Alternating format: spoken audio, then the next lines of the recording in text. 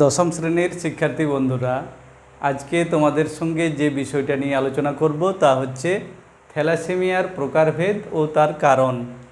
থ্যালাসেমিয়ার প্রকারভেদ।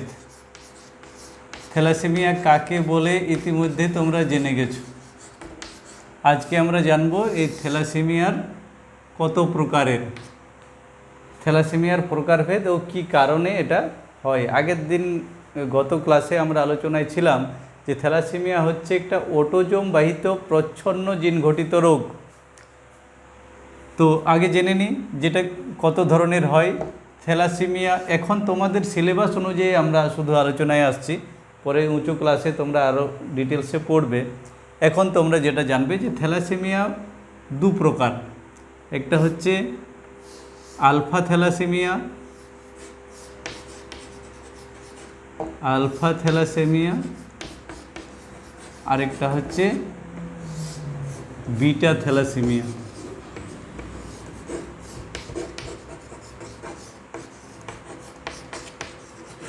Alpha thalassaemia আর beta thalassaemia কেন বলছে, তোমরা আগের দিনে যারা ক্লাসটা করেছো বা আগের দিনের ভিডিওটা যারা দেখেছো তারা বুঝতে পারছো যেখানে আলফা থ্যালাসেমিয়া বা বিটা থ্যালাসেমিয়া কেন বলা হচ্ছে।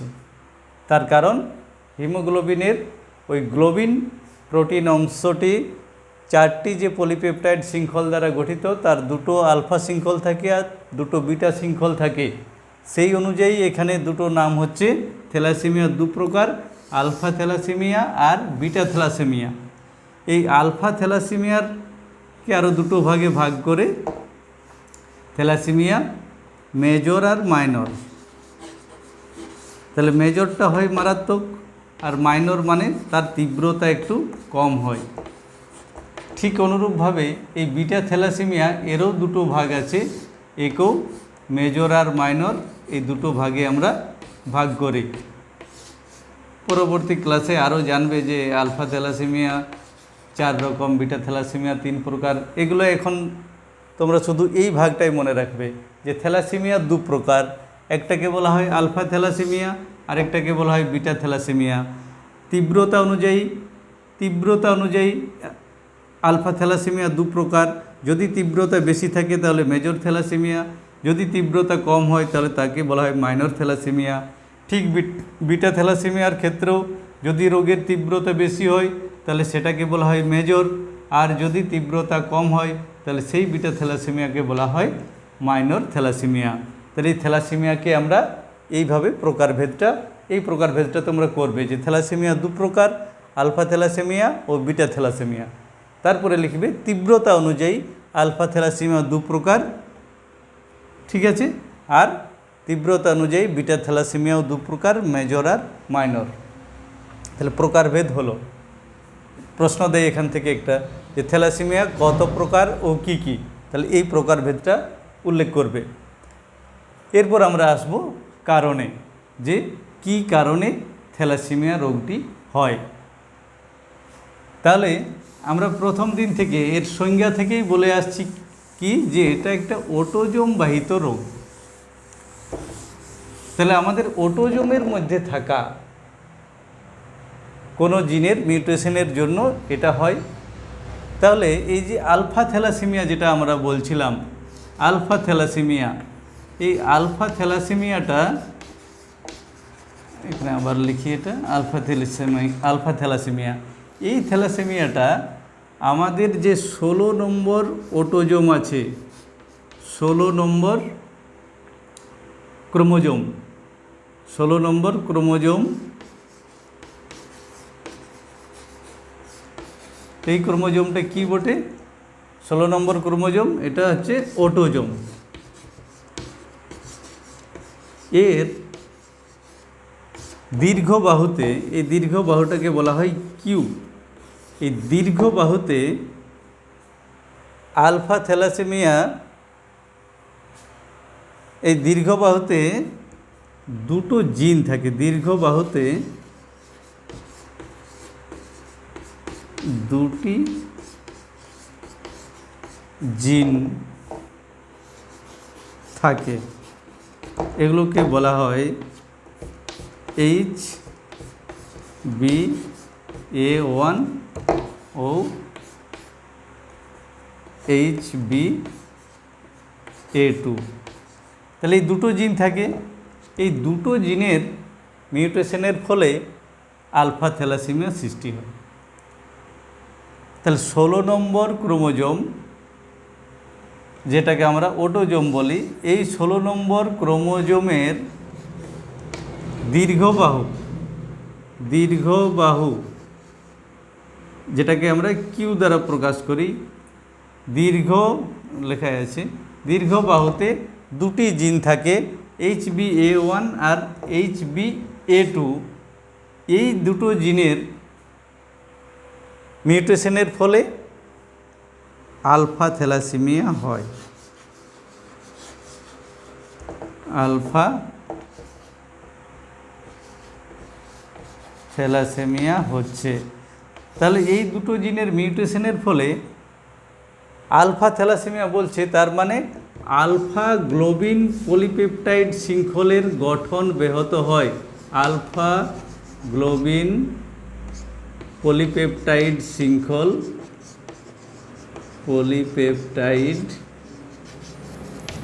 এই শৃঙ্খলের গঠন যখন ব্যাহত হয় তখন আলফা থ্যালাসেমিয়া হয়। ওখানে আমি কি বলেছিলাম প্রকারভেদের সময়, যে আলফা থ্যালাসেমিয়া দু প্রকার তীব্রতা অনুযায়ী, একটা হচ্ছে থ্যালাসেমিয়া মেজর, একটা হচ্ছে মাইনর। তো থ্যালাসেমিয়া মেজরের ক্ষেত্রে কি হয়, এই যে দুটো জিন আছে HbA1 আর HbA2, তাহলে এই দুটো জিনেরই প্রত্যেকটারই দুটো করে এলিল আছে। HbA1 আর HbA2 এই দুটো জিনের প্রত্যেকটিরই তো দুটো করে এলিল আছে, এই ধারণাটা তো তোমাদের আগের থেকে আছে। তাহলে এই যে দুটো করে এলিল, তাহলে এই দুটো করে এলিল অর্থাৎ চারটে এলিলেরই যদি মিউটেশন ঘটে, তখন যে থ্যালাসেমিয়াটা সৃষ্টি হয় সেটাকে বলা হচ্ছে মেজর থ্যালাসেমিয়া। ঠিক আছে। আর যদি এই দুটো জিনের মধ্যে মানে HbA1 আর HbA2 যখন চারটি এলিলেরই মিউটেশন ঘটে তখন হয় মেজর থ্যালাসেমিয়া, আর যদি দুটো এলিলের মিউটেশন ঘটে তখন তাকে বলা হয়, তখন মাইনর থ্যালাসেমিয়া হয়। ঠিক আছে। তাহলে এই দুটো জিন মনে রাখবে যে আমাদের 16 নম্বর ক্রোমোজোমের দীর্ঘ বাহুতে যে দুটো জিন থাকে HbA1 আর HbA2, এই দুটো জিনের মিউটেশনের ফলে আলফা গ্লোবিন পলিপেপটাইড শৃঙ্খলের ত্রুটিপূর্ণ সংশ্লেষের জন্য আলফা থ্যালাসেমিয়া হয়।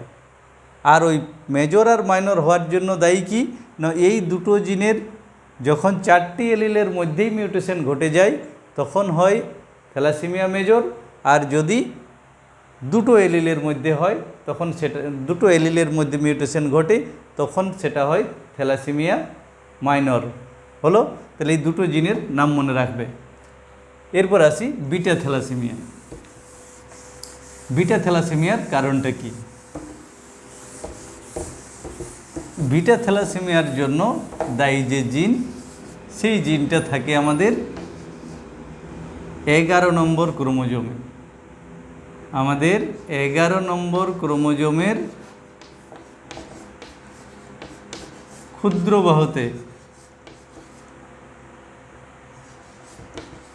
11 নম্বর ক্রোমোজোমের ক্ষুদ্র বাহুতে, যেটাকে পি বলা হয়, ক্ষুদ্র বাহুতে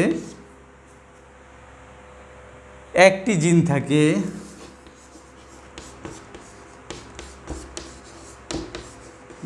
একটি জিন থাকে যার নাম HBB। এই জিনটার যদি মিউটেশন ঘটে, এর মিউটেশনজনিত কারণে বিটা গ্লোবিন পলিপেপটাইড শৃঙ্খল এর গঠন বিঘ্নিত হয় বা কম সংশ্লেষিত হয়, যার ফলে বিটা থ্যালাসেমিয়া হয়। তাহলে 11 নম্বর ক্রোমোজোমের ক্ষুদ্র বাহুতে একটি জিন থাকে যাকে বলা হচ্ছে এইচবিবি। এই জিনটার মিউটেশন জনিত কারণে বিটা থ্যালাসেমিয়া হয়। এরপর বিটা থ্যালাসেমিয়ার দুটো ভাগ তোমাদেরকে বলেছিলাম। তীব্রতা অনুযায়ী বিটা থ্যালাসেমিয়া দু প্রকার, বিটা থ্যালাসেমিয়া মেজর আর বিটা থ্যালাসেমিয়া মাইনর। তাহলে মেজর আর মাইনরের জন্য কি হচ্ছে ব্যাপারটা, তাহলে এই জিনটার মধ্যে কি আছে, এর দুটো এলিল আছে। এই দুটো এলিলের দুটোতেই যদি মিউটেশন ঘটে যায় তাহলে তখন কি হবে, তখন হবে থ্যালাসেমিয়া মেজর। আর যদি একটার মধ্যে মিউটেশন ঘটে তখন তাকে বলা হয় থ্যালাসেমিয়া, বিটা থ্যালাসেমিয়া মাইনর। তাহলে এই জিনটা 11 নম্বর ক্রোমোজোমে অবস্থিত এইচবিবি, এই জিনটা মনে রাখবে। এই জিনের মিউটেশন জনিত কারণে বিটা থ্যালাসেমিয়া হয়। আর 16 নম্বর ক্রোমোজোমের দীর্ঘ বাহুতে দুটো জিন থাকে HBA1 আর HBA2, যাদের এলিলগুলোর মিউটেশনের জনিত কারণে আলফা থ্যালাসেমিয়া হয়। আরেকটা এখান থেকে একটা ব্যাপার মনে রাখবে, এটা আগে বলা হয়নি, যে আলফা থ্যালাসেমিয়া রোগটা আমাদের দেশগুলোতে, আমাদের কাছাকাছি যে দেশগুলো আছে, অর্থাৎ এই দক্ষিণ পূর্ব এশিয়ার যে দেশগুলো, ভারত, পাকিস্তান, শ্রীলঙ্কা, চীন, এই সমস্ত দেশ, আফ্রিকা আর মধ্যপ্রাচ্য, এই সমস্ত দেশগুলোতে আলফা থ্যালাসেমিয়া রোগী বেশি দেখা যায়। আর এই বিটা থ্যালাসেমিয়া রোগটা দেখা যায় ভূমধ্যসাগরীয় অঞ্চলের পাশাপাশি যে দেশগুলো আছে সেই সমস্ত দেশগুলোতে বিটা থ্যালাসেমিয়া রোগটা দেখা যায়। তো একজন বিজ্ঞানীর নাম জড়িত আছে এই বিটা থ্যালাসেমিয়ার সঙ্গে, এটা মনে রাখবে। বিজ্ঞানীটার নাম 1925 সালে থমাস বেন্টন কুলি, থমাস বি কুলিও তোমরা লিখতে পারো, থমাস বি কুলি। এই বিজ্ঞানী 1925 সালে প্রথম একজন বালকের শরীরে এই বিটা থ্যালাসেমিয়া রোগটা নিরূপণ করেন। তাহলে ওনার নামানুসারে এই বিটা থ্যালাসেমিয়াকে বলা হয় কুলির অ্যানিমিয়া। তাহলে থ্যালাসেমিয়াতে কি হয়, অ্যানিমিয়া হয়। তাহলে এইটাকে, বিটা থ্যালাসেমিয়াকে কুলির অ্যানিমিয়া বলা হয়। এই কারণেই এই কুলি হচ্ছে একজন বিজ্ঞানী যিনি 1925 সালে একজন বালকের শরীরে এই বিটা থ্যালাসেমিয়া রোগটি আবিষ্কার করেন। তাই বিজ্ঞানীর নামানুসারে এই বিটা থ্যালাসেমিয়াকে বলা হয় কুলির অ্যানিমিয়া। এটা এখান থেকে একটা কোশ্চেন মনে রাখবে, কি কুলির অ্যানিমিয়া বলা হয় কোন থ্যালাসেমিয়াকে, বা কিভাবে ওই নামটা হয়েছে কুলির অ্যানিমিয়া, সেটা তোমরা বুঝতে পারবে। বিজ্ঞানীর পুরো নামটা থমাস বেন্টন কুলি। তো এই হলো তাহলে থ্যালাসেমিয়ার প্রকারভেদ। আর কোন কোন অঞ্চলে প্রাদুর্ভাব দেখা যায় এটাও একটু মনে রাখবে, যে বিটা থ্যালাসেমিয়াটা ভূমধ্যসাগরীয় অঞ্চলের দেশগুলোতে, আর আলফা থ্যালাসেমিয়া আমাদের দেশ তথা আমার দক্ষিণ পূর্ব এশিয়ার যে দেশগুলো, তার সঙ্গে মধ্যপ্রাচ্য আর আফ্রিকা, এই দেশগুলোতে আলফা থ্যালাসেমিয়া রোগীর সংখ্যা বেশি হয়। তাহলে এই হলো আজকের আলোচনায় যেটা আমরা জানলাম, যে থ্যালাসেমিয়ার প্রকারভেদ ও থ্যালাসেমিয়ার কারণগুলি, কি কারণে থ্যালাসেমিয়া সৃষ্টি হয়। এর পরবর্তীতে আমরা আলোচনা করব, পরবর্তী ক্লাসে আলোচনা করব যে এই যে একে বংশগত রোগ বলা হচ্ছে থ্যালাসেমিয়াকে। বংশগত রোগ মানে এটা প্যারেন্টস থেকে অপত্যের মধ্যে আসবে। তাহলে পিতামাতা থেকে তার সন্তান সন্ততিতে এই রোগটি সঞ্চারিত হয়। সেটা কিভাবে সঞ্চারিত হয়, বা পিতামাতার হয়তো দুজনেই যদি থ্যালাসেমিয়া আক্রান্ত হয় তাহলে তাদের সন্তান কেমন হবে, যদি পিতামাতার মধ্যে একজন থ্যালাসেমিয়া আরেকজন স্বাভাবিক হয় তাদের ছেলে মেয়ে কেমন হবে, বা দুজন থ্যালাসেমিয়া বাহকের মধ্যে যদি বাবা মা দুজনেই থ্যালাসেমিয়ার বাহক হয় তাদের সন্তানের প্রকৃতি কি হবে, এই জিনিস নিয়ে আলোচনায় আসবো আমরা পরবর্তী ক্লাসে। সেদিন আমরা আলোচনা করব থ্যালাসেমিয়া কিভাবে বংশগতিতে সঞ্চারিত হয়। আজকে এখানে শেষ করি।